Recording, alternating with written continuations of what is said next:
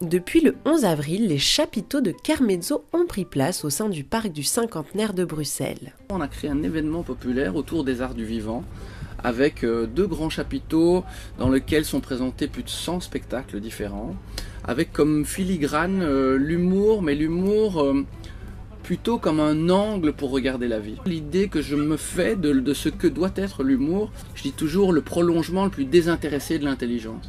Et je trouve qu'on retrouve ça dans chacun de nos spectacles. Et plus cette idée de fête populaire ou de kermesse un petit peu à l'ancienne, j'avais envie de retrouver cet esprit où les gens se rencontrent de toutes les générations et de tout le milieu social aussi. De la chanson au cabaret, en passant par le stand-up, le cirque ou le burlesque, cette toute première édition de Kermezzo rassemble plus d'une dizaine de disciplines artistiques et une centaine d'artistes belges et internationaux, dont de nombreux Français.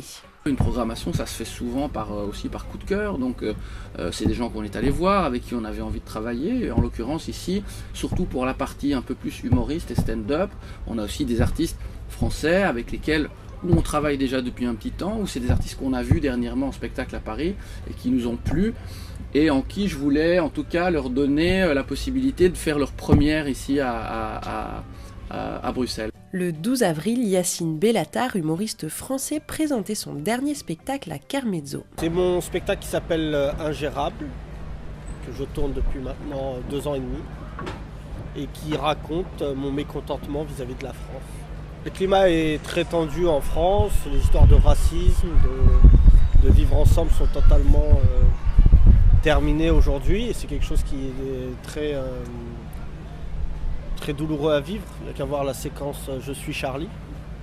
Et donc du coup, à travers ce spectacle, j'essaye de déconstruire ce qui est quand même du domaine du ridicule ou du risible par moment concernant le communautarisme. Je déteste le stand-up français, je trouve que c'est de la merde.